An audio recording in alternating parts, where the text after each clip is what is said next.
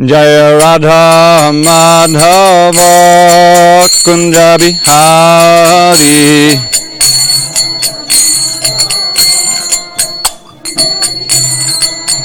Jaya Radha Madhava Kunja Bihari.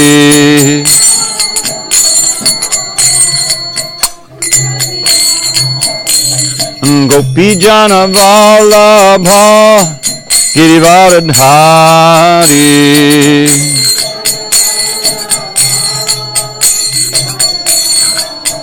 Jaya Gopi Jana Vallabha Girivaradhari.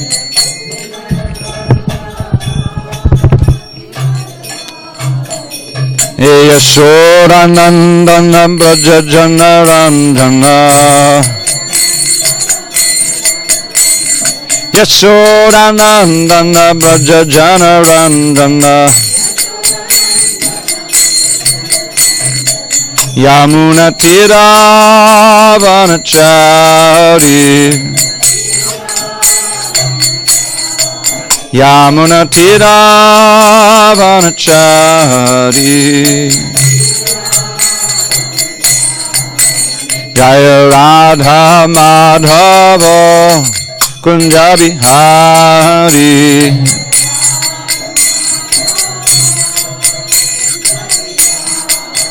Jaya Radha Madhava Kunja Bihari.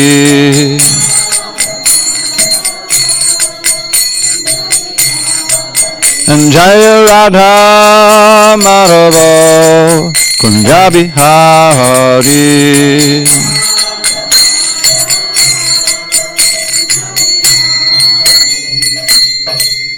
Jai Mr. Pad, Paramahansa, Parudikacharya, Ashtotar, the Sri Srimad Divine Grace, Srila A.C. Bhaktivedanta Swami Prabhupada Ki Jai. ISKCON BBT Founder Acharya, Srila Prabhupada Ki Jai. Jai Om Vishnupad, Paramahansa, Parudikacharya, Ashtotar, the Sri Srimad Divine Grace, Srila Bhakti Siddhanta Saraswati Thakur Ki Jai. Ananda Koti Vaishnavini Ki Jai. Namacharya Srila Haridas Thakur Ki Jai. Srimad Bhagavad Gita Ki Jai. Samaveda Bhaktivinoda Ki Jai. All glories to the assembled devotees. All glories to the assembled devotees. All glories to the assembled devotees. All glories to Shri Guru and Gauranga. Okay, give me a second here. All right. So, welcome to our Krishna Fest on March 10th in SanDiego. And tonight, there's only 10 more days until Gaur Purnima. So you can count down one of the most auspicious holidays in the whole year. And tonight I'd like to share with you something from Srila Prabhupada's Bhagavad Gita as it is, chapter 18, entitled The Conclusion, the Perfection of Enunciation. And these two verses kind of summarize the whole lesson of the Bhagavad Gita. Some of you may know them, and so I'll begin with the Sanskrit. Om Namo Bhagavate Vasudevaya. Om Namo Bhagavate Vasudevaya. Om Namo Bhagavate Vasudevaya. So 1865 and 1866. Manmanam bhavamad bhakto madhyaji mam namaskuru mame vaishyasi satyam te patijani priyosi me sarvadharman parityajya mamekam sharanam vraja aham tvam sarva papebhyo mokshiyasyami ma shuchaha. Lord Krishna says to Arjuna, always think of me, become my devotee, worship me, and offer your homage unto me. Thus you will come to me without fail. I promise you this because you are my very dear friend. Abandon all varieties of religion and just surrender unto me. I shall deliver you from all sinful reactions. Do not fear. Now I have to make a request from maybe Janardhan Prabhu. You have to stand by the door. Bhakta Bab fixed it, so now it's too loud, and then someone goes through there and bangs. It was fine. Okay, so I'm going to read some of this purport here from text 65. The most confidential part of knowledge is that one should become a pure devotee of Krishna and always think of him and act for him. One should not become an official meditator. Life should be so molded that one will always have the chance to think of Krishna. One should always act in such a way that all his daily activities are in connection with Krishna. He should arrange his life in such a way that throughout the 24 hours he cannot but think of Krishna. And the Lord's promise is that anyone who is in such pure Krishna consciousness will certainly return to the abode of Krishna, where he will be engaged in the association of Krishna face to face. This most confidential part of knowledge is spoken to Arjuna because he is the dear friend of Krishna.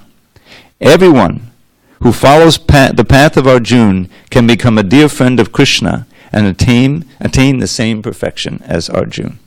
Om Jnana Timarandasya Jnanandjana Shalakaya Chakshu Unmilitam Mena Tasmai Shri Gurave Namaha. I was born in the darkness of ignorance, but my spiritual master Srila Prabhupada opened my eyes with the torchlight of knowledge. I offer my humble obeisance unto him and all members of Sri Parampara. So this verse, you may be familiar with, is also practically identical to a verse at the end of the 9th chapter. The 9th chapter is entitled, The Most Confidential Knowledge. And at the end of that chapter, he says, the most confidential knowledge is exactly as Krishna just spoke here, which he said in the previous verse, I'm speaking to you the most confidential knowledge again. So how can this knowledge, or why is this knowledge the most confidential? And why does Krishna say that it's the essence and it can give you all perfection in life?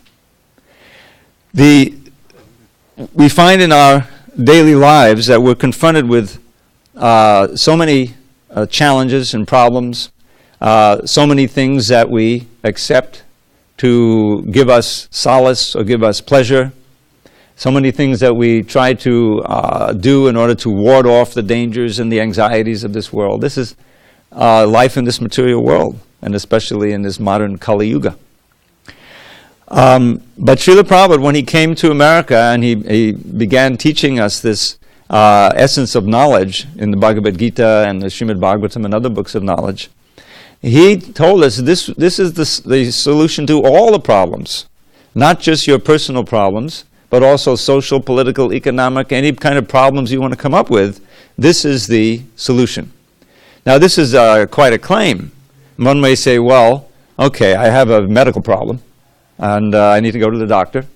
And if I get the proper medication, I get the proper treatment, then that problem will be solved. But that's not going to help me solve my economic problems, or my financial problems, or emotional problems, whatever. But Srila Prabhupada pointed out that all of these difficulties in material life, and Krishna certifies it in this book, that this world, this material world we live in, is dukkhalayam ashashvatam. He says in the 8th chapter, dukkhalayam means, anyone knows what those words mean? Dukkhalayam? Come on, some of our scholars. Alayam means an abode, and dukkha means misery. This world is, in its essence, a place of unhappiness. Now, it doesn't mean that you're miserable and rending your clothes and in great agony at every moment. But it means that the nature of this world is such that you can never find a platform of sustained and deep happiness for any length of time before some problem comes and wrecks your dream. Isn't it? I mean, just look at the history of so many empires and civilizations that have come and gone due to forces beyond anyone's control. The Roman Empire, the Mughal Empire, the Soviet so-called empire, and let's be honest, eventually the American empire, or the American ascendancy, let's put it that way, will, by the cycle of life, be eclipsed, and there'll be perhaps great suffering in the land. And in each one of our lives individually, we find that there are sometimes problems that come up and we can solve them. We have a strategy and we can come out of it. But eventually, as Krishna reminds us in this Bhagavad Gita, you're faced with the inevitable problems caused by the passage of time, that all of your support in this life, your bank balance and so many things, family, society, the fence system, and the very body yourself, becomes shaky, and eventually is defeated by one thing or another, and your whole plans for living in this world happily are destroyed, and you have to leave the body and go to another body. Now that fact, that we transmigrate from one body to another, that we're eternal but the body is temporary, that we are not the body, this is the foundation of the whole thing. If you don't understand that, or you don't accept that, then the rest of the Bhagavad Gita doesn't make any sense. Because the whole idea, it's like from chapter 3. By the way, I usually forget to put in a little plug for our evening class, but I won't forget tonight. 8:15, Monday, Tuesday, Wednesday in the evening, we have a Bhagavad Gita class. And if you can't come, I know Pacific Beach may be out of the way, it's online. We're now in the 3rd chapter. Now the 3rd chapter is called Karma Yoga. The whole point of that chapter is to instruct us how we can act in such a way that we don't accrue karma, good or bad, that brings us back again for suffering. And at the same time, you're acting in such a way that you're eradicating previous karma. This is the ideal way to work. Because otherwise, whatever you do, you may be a very pious person and you like to do good for others, which is good. But it's not absolutely good. Because that pious activity, suppose you sacrifice your life for going abroad, or even in this country now, we have so much poverty and people who need help. Fine, and you have empathy for them, and you want to help, and you sacrifice. Okay, that's good karma. So in the next life, you'll have a much better situation. You may be born in a very wealthy family, have good education, beautiful body, whatever it may be. But you still have to come back, and you have to suffer birth, old age, disease, and death. It doesn't solve your problem. Prabhupada would point out, it's like going from, we're in a prison house. But you don't have to stay amongst the regular population. You get a special cell, and you have privileges where you get more time in the yard. Or maybe you can even work in the office of the warden. Prabhupada said, Prabhupada, you may not know, he actually had some engagements in prison in New Delhi before he came to America. They invited him to come in and give some good instruction for the prisoners, And so he witnessed that. Said in the warden's office there was a trustee, a young boy, maybe 16, 17, had done something illegal. But he was pretty innocent, and he had some typing skills, so he was able to type in the warden's office. So he had privilege. But he wasn't able to get out of the prison. He stayed in the prison. So it's like that. We have, our whole life that we're experiencing now has its roots in our previous life and this life. That we know from experience. Otherwise, why do we have such involved educational system? Is it? Because the parents know, the elders know, that children need to get educated. You have to learn how to read. You have to be instilled with certain values and learn how to play with others and cooperate. Otherwise, your life is very dark. You don't get a good job and so many things. So what we do now is going to affect our future life. Everyone knows that.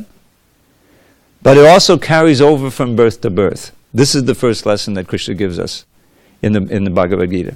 Dehi nosmin yata dehe. Those who know the verse can join in. Dehi nosmin yata dehe komaram yovanang jara tata dehantara praptir dhiras tatra namuyati. I saw some of you chanting. You're all familiar with it. This is a basic verse. What Krishna is saying, and he gives a very nice illustration that anyone can understand. Just as the soul in the body passes through various stages, childhood, adolescence, youth, middle age, old age, the soul similarly gets another body after death. The sober person is not bewildered by such a change.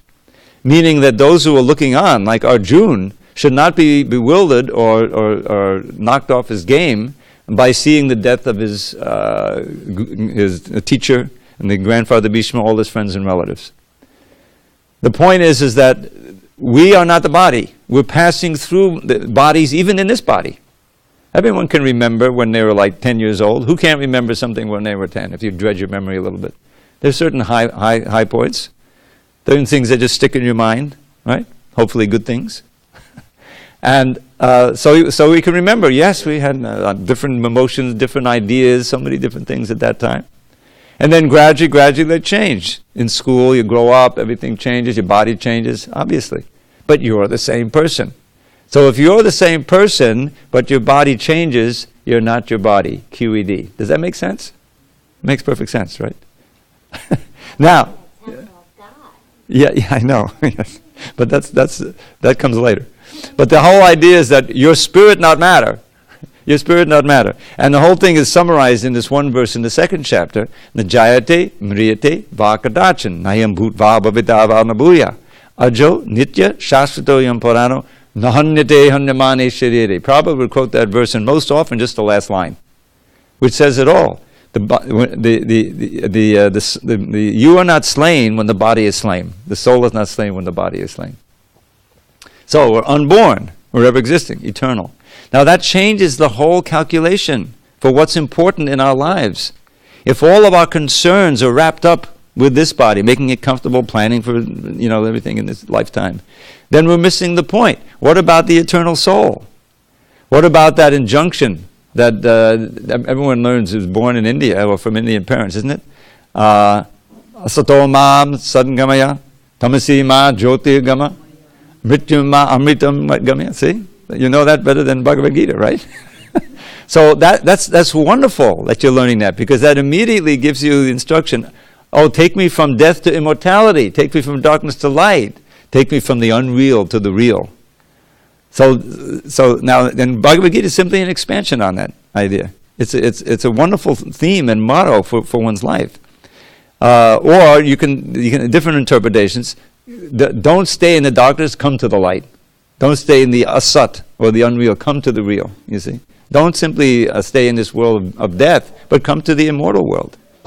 Now how to do that, that's the instruction of Bhagavad Gita. And the whole thing is condensed in these two verses. So let's go over them again. If you'll forgive me, I put it into a little poem, it helps me remember. Krishna says to Arjuna, just think of me. Become devoted, worship me and bow down low. You'll come to me, O friend. I promise you this boon I shall bestow. Give up all other dharmas and surrender only unto me. Your sins I'll nullify, O Arjun. From anxiety be free. Now when Krishna says Ma Shuchaha, notice that Radharani has that mudra. She's saying that also. Don't worry, everything's going to be okay. Abhayam. Get abhayam. Just think of us. Think of Krishna and Radharani, chant Hare Krishna, be Krishna conscious, follow this, and everything will be taken care of. Personally and society, everything will be fine. So, now, the first point is manmana. Everything begins with thinking of Krishna. This is something we don't realize because we identify with the mind. Okay, I know I'm not my body. I mean, come on, I mean, it's my hand, it's my foot, I'm not the body. But I must be my mind then. I really feel like we're the mind. But we're not the mind either. We have, by our intelligence as human beings, we can direct our mind here or there. That's what education is all about. Enough with the video games already. Do your homework. In other words, take your mind at it, try to draw the mind away from that video game or whatever it is that's not helping you, and then study this. And for some, you can do it more or less to some degree. Not always so easy. But we have ability to direct our attention in different places according to our higher desire, the intelligence. This is the special thing of the human being. Animals also have a mind. Dogs have the mind, but they have very little intelligence. So that intelligence can hear something like this, can use our imagination and project and understand and cogitate in human life. And I said, okay, I'm going to put my mind, I'm going to pay attention, become absorbed in something that's going to bring my elevation. Even though I might, my feelings feel I want to think of something else, but I'm going to think of Krishna. And that begins especially manmana through the chanting of the holy name. In this age, the easiest, most efficient, and only effective way is by chanting the holy name of Krishna. I remember when I first started chanting, I wasn't even aware of the Hare Krishna movement. I got the mantra from one of these yoga studios in New York, which were starting to proliferate back in the early 70s. I think it was just on the coast by that, at that time. San Francisco and New York, probably. But there it was, and I was looking here and there, and I got a hold of this mantra, and I knew, it was about Krishna, but I didn't know very little about who Krishna was. But I was given the mantra. Actually, I read about it, and we were supposed to, in our yoga class, focus our mind on, you could pick any mantra you want, so I picked the Hare Krishna mantra. Krishna directed me. First I tried Om. I don't know if you've ever tried to focus on Om, not like chanting Hare Krishna. How can you have a kirtan with Om? Think about it. There's no beat. Om, Om. How can you dance? There's no dancing. But Hare Krishna, Hare Krishna, Krishna. Okay. It's much harder. Anyway, I gave up Om and I took Hare Krishna. And I learned later in Prabhupada's Bhagavad Gita, Hare Krishna contains Om. I said, that's very good. So I get both.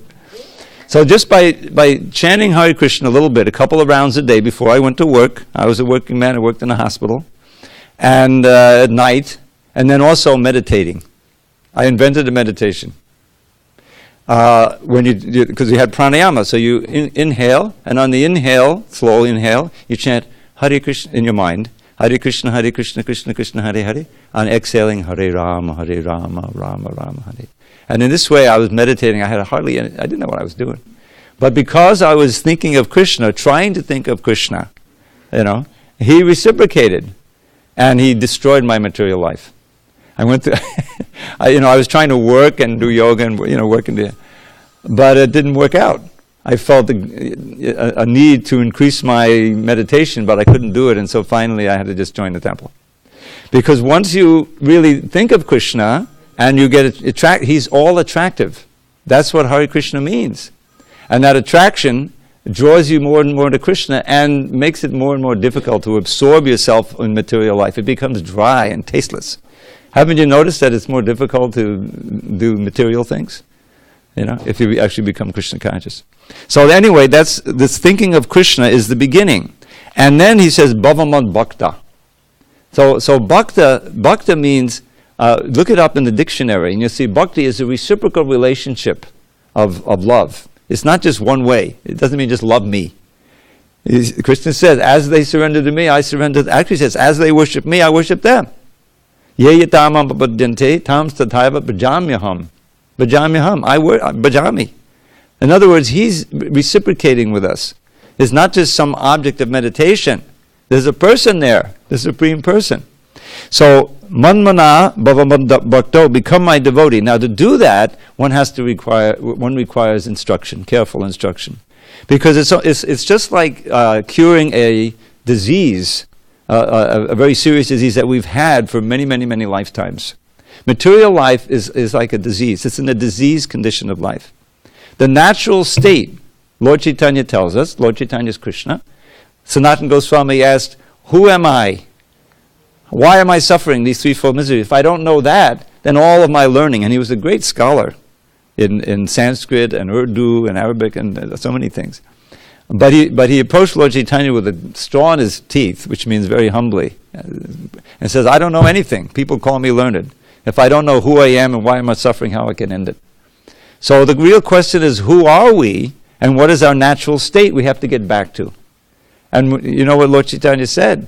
Jivera swarupoi. What is the swarup? What is the unbreakable nature, the real dharma of the living entity? That's the swarup. Jivera swarupoi, Krishnera nityadas. We're all eternal servants of Krishna. That means we've lost that nature. We've forgotten it. Our disease condition, just like if you have a problem with your foot, say. So you're walking along nicely, you don't think twice about it. For years. Maybe you get a little, bunion or something, but it's no big deal. You're still basically walking. But then something happens, you may break your foot or something, and suddenly it's just all pain. You can't do what you used to do. So you're thinking, all right, let me follow this treatment so I can get back to my natural state. So the natural, healthy, auspicious state of every living being, every one of us, is to be a servant of Krishna.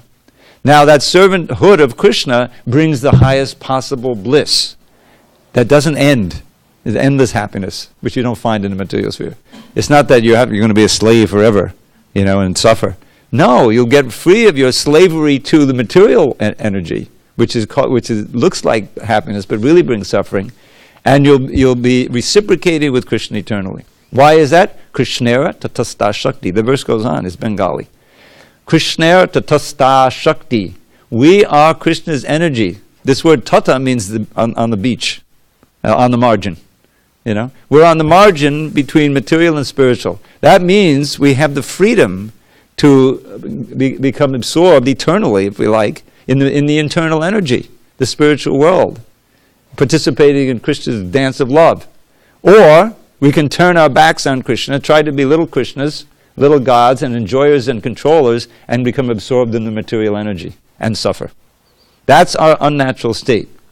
So why is that? Beta Prakash. Krishna tatastashakti Beta Prakash. This is an essential part of Lord Chaitanya's philosophy. It's Krishna's philosophy. We are simultaneously one with and different from Krishna.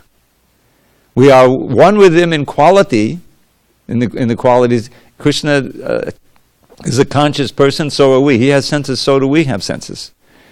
He has fulfillment in relationship. We also fulfill ourselves in relationship.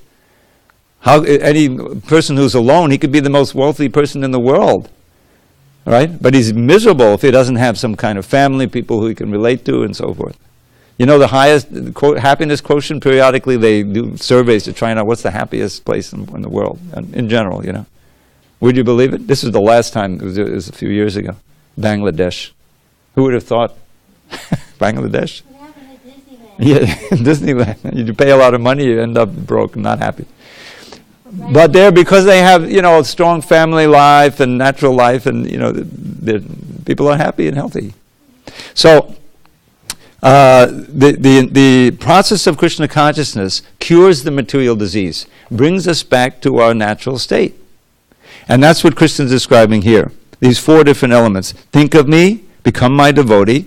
Now, if you really want to become a devotee, then we need to follow those who are already devotees. Krishna says earlier, find a teacher who is an exemplar as well, an acharya, and inquire from him, surrender, and serve. And so then you learn Mad Bhakta. To become a devotee, you follow, in Lord Chaitanya's line, the teachings of Rupa Goswami in his Bhakti Rasamrita Sindhu. It's a very systematic principle, how to, step 1, 2, 3, 64 different elements. We have the book, it's given. This is the basis of Prabhupada's teachings. So think of me, become my devotee, worship me, and bow down to me. Namaskuru. This offer obeisances. We begin all the kirtans. You know how we begin? Nama Om Vishnu Padaya. That Nama is this Namaskuru. Now, what is that Namaha?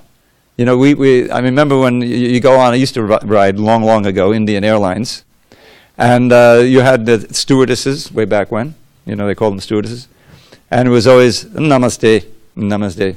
Come, here is your seat. Namaste. So this is a universal greeting. There's the Namaha, but it's become, there's not much meaning to it. It basically means welcome, nice to see you. Okay, we'll have questions later. I keep it under control. So Namaste. Now, real serious, Namaskar is this Dandavat. You've heard of the Dandavat? Like a stick. The ladies aren't supposed to do it, but basically the same idea is there, is that you're full surrender. And what does it mean? This came out in a book translated by Gopapurananda Prabhu, my long-lamented friend, great Sanskrit scholar. And in Padma Purana it's described, Nama, not mine. This body that I'm putting before you is not mine, it's yours to do with you, as you say. Engage me in your service. That's what Namaskar, that's why Namaste is so important. Namaskuru, Namo Namaha. You find it throughout the literature, in the prayers of Queen Kunti and all the prayers. Generally, there's an obeisance there. It's so serious because who wants to bow down in this age? I'm not bowing down to anybody. I got my own. No. Prabhupada once said, you don't want to bow down? But when one young man was, I'm not going to bow down. Everyone is bowing down. He said, you have to bow down. At the time, when you get sick and old and you're dying, you're lying there, you're bowing down. You're bowing down to the material energy and to time, which is all powerful.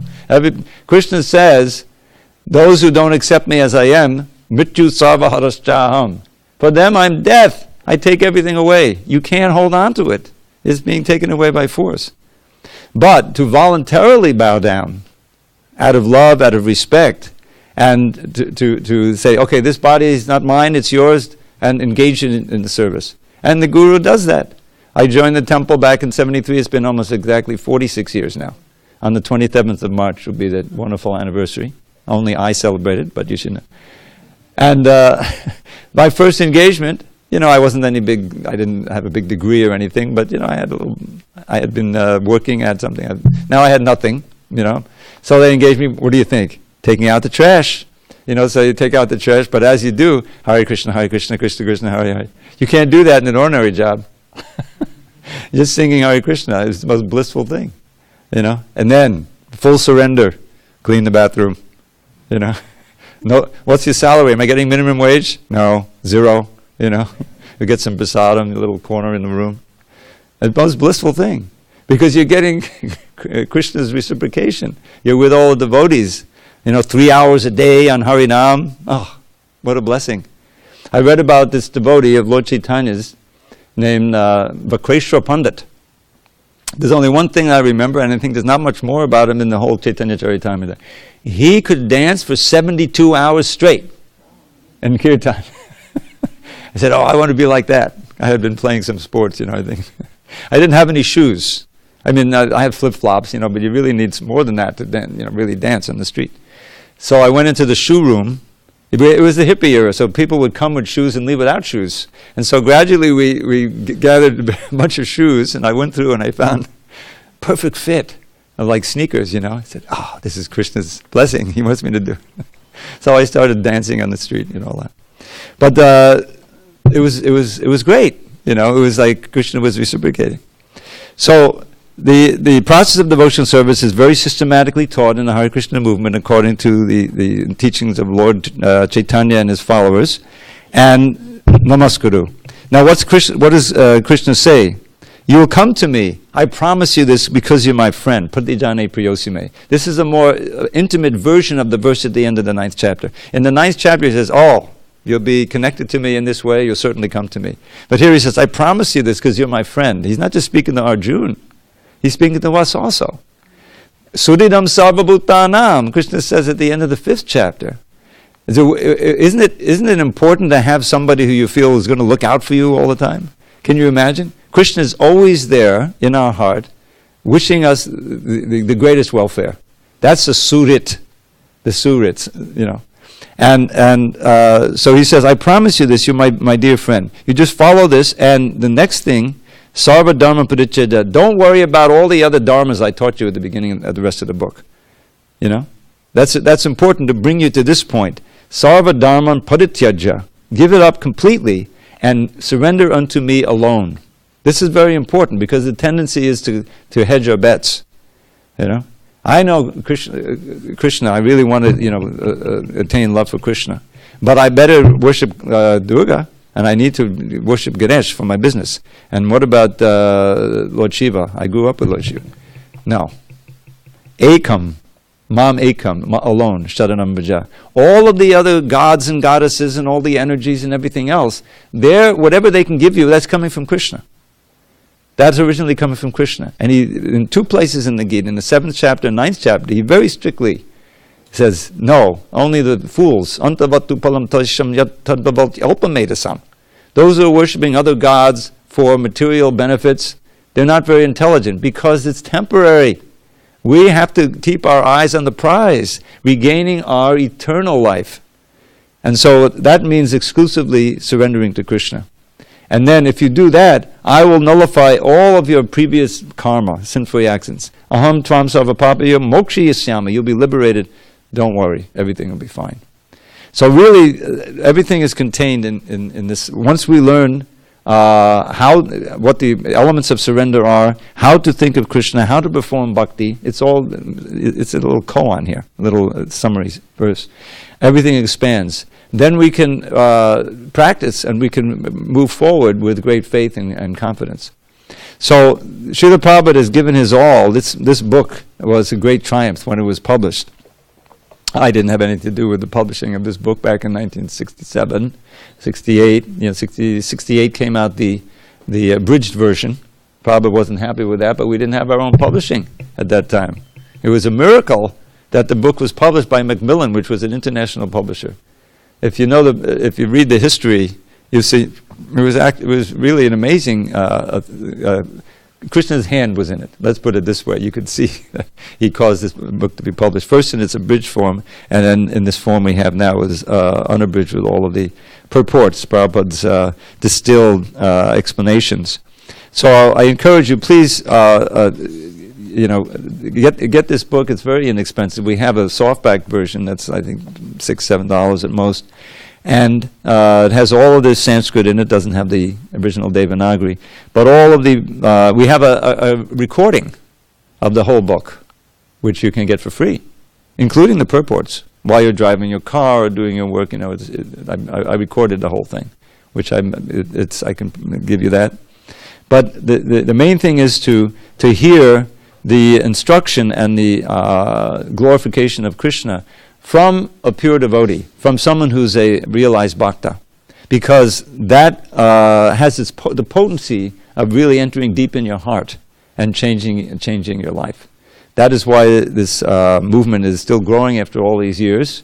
It's been over 50. We had the 50th anniversary a couple of years ago, and it's still going on, and thousands of people. Because no matter from what platform you come from, what language is the original language, what is your culture? What is your background? If you take up the chanting of Hare Krishna, and if you try to practice the principles and hear about Krishna, you will be enlivened and you will be attracted to Krishna, and you will become more and more curious about investigating this process and trying to follow it.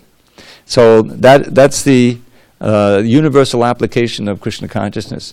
Now I wanted to mention one thing that's been coming up lately. It keeps because I follow I think the current events, and as you probably know, see, when I grew up, I grew up in the 50s and 60s, and one thing we had then that we don't have as much of today is an awareness of the possible imminence of nuclear war. It was much more prominent, and in 1962. There was this Cuban Missile Crisis where practically everybody in the world thought the world was coming to an end. I don't know if any of you were in Hawaii recently, but they had a scare there. I don't know if you were there when they had a scare where they thought that they had the alarm go off that North Korea sent the nuclear missiles over to Hawaii, and they didn't stop. It was a mistake, obviously, but they didn't tell them it was a mistake until hours later. So people were scrambling around, well, what are we going to do? I don't know. It was like a major problem that they weren't able to correct the mistake. But in 1962, it was like, this really looks like the end. I was 14 years old. I was perfectly aware of what was going on. And it was, if you look at the history, you'll find it must have been Krishna's arrangement, that he saved the world at that time. One guy, one commander of the submarines, the Russians were sending their ships to Cuba, supposedly with the missiles that were going to go on there and arm them with nuclear bombs 90 miles away from the shore. Not 10,000 miles, but 90 miles now. And so America had blockaded Cuba. They called it a quarantine because blockade is an act of war. They didn't want to start a war, till they had this. But it was a blockade. And the Russian ships are steaming forward, and we're watching on TV, they're only 500 miles, they're 300 miles away. And Bob Dylan is in New York writing his song, The Hard Rain is Going to Fall. That's all about nuclear bombs falling. And so, and then of course the war didn't take place, we're still sitting here, right? What happened was that no one knew that they had submarines traveling with those ships. The Russians had submarines also. And they had torpedoes with nuclear bombs on the end. You probably know the history better than me. Did you know that? He was on a submarine for how many years? Anyway, I don't know if you know this history, but that, so this is going on, and it just so happened that the whole admiral of the whole Navy was on one submarine. Now the Americans wanted to, they knew the submarine was there. They wanted them to surface, so they had got in touch with Moscow and tell them, we're going to drop these depth charges. Like you've seen in the movies where they drop, but they're not lethal. We're not trying to blow up the submarine. We just want to scare them and make them come to the surface. But that message somehow didn't get to the submarine. You didn't have the kind of communication you had. So when these depth charges started coming, and they thought that the war had started. So, but they needed three. They needed the admiral and two of the guys on the ship, the leaders of the ship, to actually authorize starting World War III by sending these nuclear-tipped torpedoes and blowing up the American ships, which would have started it. So the admiral said no. The two guys, the basic guys, said yes. Let's send them. But the one who was really in charge said no. It doesn't make any sense. And sure enough, they surfaced and the war hadn't started. That's how close we came. I mean, it sounds like, okay. And there were others too, which I won't get into. So the point I'm making is that now we have not only the nuclear war, which is also threatening, but we have the climate change. Let's call it what it is, climate catastrophe. It's a climate catastrophe. The insects are dying. I can attest to it. I used to have a problem with the crickets in my apartment, and no more crickets. That's the least of it.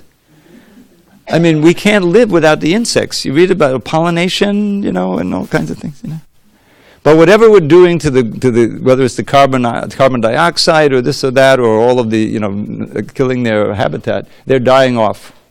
Now, why do I bring it up in this class? Because it's the kind of thing that affects all of us, and we have to deal with it. And people aren't dealing with it. Why?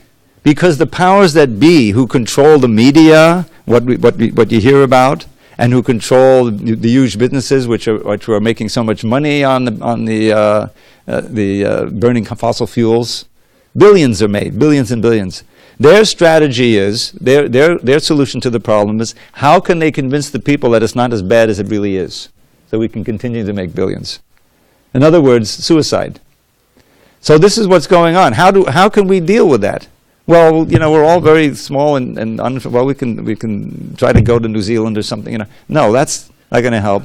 Or vote this, vote that. Whatever it is. Maybe it'll work. Maybe. But personally, how can we deal with it? The answer always is manmana bhava madbhakto. The answer is always on your personal level to be as Krishna conscious as possible. Because don't forget where everything begins. You're not the body. Even if the wars come and eventually disasters come, we read every day there's some tornado in Alabama, a hurricane in hurricanes are more powerful. And don't forget we're sitting on an earthquake zone here. Antarctica is melting, that's 200 feet of more of water. Pacific Beach, 200 feet. So, in other words, it's coming. Either personally, we know it's coming, or en masse, the disasters are coming. And the only answer is Hare Krishna, to be serious about that. So that when the end comes, either in our own little personal apocalypse in a hospital somewhere, or mass disaster, which I don't want to dwell on it, but it happens, we read about it all the time, that we're ready. We're ready to place our mind and to call out to Krishna from the absolute bottom of our heart. And these kirtans are training for that. The kirtan, you're supposed to give your all from the bottom of your heart, as loud as you can. It's not just a performance. You're meant to be a star. You're meant to be a main actor. So when we, we'll have questions and answers in a minute. So what I'm appealing to is that let's get serious, because we don't know how many decades we have, or years, or even minutes. We need to be Krishna conscious all the time. To aim for that, to arrange our lives in such a way that we have a serious platform of Krishna consciousness according to the rules and regulations that we can learn easily about, and that we're becoming more Krishna conscious over time, and not getting distracted by the things of this world, illusory things that are simply doomed for the living entity, keeping us trapped in this material world, which is not our home. We don't belong here. We're aliens or exiles. And we want to go back home, back to Godhead. Okay, any discussion on these points? You can ask one question, and I'll repeat it. Okay, go ahead. I have discussion. I would just like to say harekrishna, Haribol, everybody, and namaste. And my name is Annette, a.k.a. Lady Jesus. Okay, let me hold that a minute. I believe I know about reincarnation. Good. Because I am... But it has to be a question. I know, but you can't just make a speech. You can ask a question. Okay, Jeanette, thank you. Okay, thank you very much. Enough. Thank you. We'll talk later. Any other questions or comments? Okay, I'll end with a little poem, another poem. And this is based on a very important verse by Lord Rishabdev. Lord Rishabdev is an incarnation of Krishna, and his son Bharat is so exalted that the whole planet was named after him, and now India is, for those who are, Bharatavarsha, his exalted son Bharat, who had 99 brothers. And in Rishabdev's teachings, just before he retired, he begins with this verse, Nayam deho deha bhajang niloke kashtang kaman adate vidbhujamni. Prabhupada gave a lecture on this class, about 20 lectures in India when he was traveling, that verse again and again. So I put it, I didn't put the whole thing exactly, but I was inspired by this verse to make another little verse in injunction. And it says like this, don't waste this precious human life, dear friend, by working hard for hoggish happiness. Through bhakti yoga, worldly life transcend and learn to taste divine love's endless bliss. This is really the essence of it. What Rishabdev says in his more substantial way is that he says literally don't work hard like the hogs, rather perform austerity. Tapo divyam putrakaye nasattam shuddhyejasma brahmasaukyam tunantam. The choice is, are we going to be tempted to try to enjoy the flickering happiness of the senses, which we know from experience comes and goes, and if you do too much of it, it causes great suffering, right? Or are we going to embrace what do you call it, tapo divyam, which means austerities for purification. You can also perform austerities, as we may be familiar, to get some material power. Even the demons perform austerities. Remember Hiranyakashipu? Unbelievable austerities. Why? To be immortal, so I can kill Vishnu. No, not that kind of austerity. But tapo divyam, which puttaka yena sattvam shuddhyet, which purifies your existence. Well, who wants that? Yasmat brahmasaukyam tvanantam, from which you'll be able to enjoy unending spiritual happiness, as opposed to flickering material happiness. This is the choice. We are part and parcel of Krishna, the supreme enjoyer, Purushottama. So since he's the supreme enjoyer, we're also enjoyers. But we're trying to enjoy in all the wrong places. And our so-called enjoyment brings misery. But real enjoyment is in focusing the mind on Krishna, serving Krishna, glorifying Krishna, and chanting Hare Krishna, which is the basic means of meditating on him. And in this way, joining Krishna is rasa dance. Prabhupada says in the Ishvara Upanishad, this is what we're trying to do. And so, in conjunction with Krishna, in meeting his desires, that's actual enjoyment. That's Brahma Saukyam. That is spiritual happiness. Anante, what is it? Ramante yogino anante satyananda charatmani. The yogis, we're meant to be yogis, bhakti yogis. Ramante yogino anante. The yogis enjoy unendingly. And satyananda charatmani, spiritual happiness. And therefore, Rama is one of the names of the Supreme Absolute Truth. As we know, Hare Rama, Rama Rama, Hare. So yes, it takes faith. But if we develop that faith and act on it, we'll enjoy unlimited boons. And we'll actually be happy in this life. Even when the dangers are coming. Even when there's so many things. I'm just reading the Srila Prabhupada Lilamrita, Prabhupada's last days. Such a moving part of the book. And he showed how one can remain upbeat and, fixed even when the body is weakening and going out. So this is a great lesson for us, and all of us have to face it one day. So let's get trained up and chant the holy name. Any other questions or comments on these points? Okay. I would like to share one more thing. I know you would, but we don't. I do mind. So sorry, but we'll talk later. All glories to Srila Prabhupada.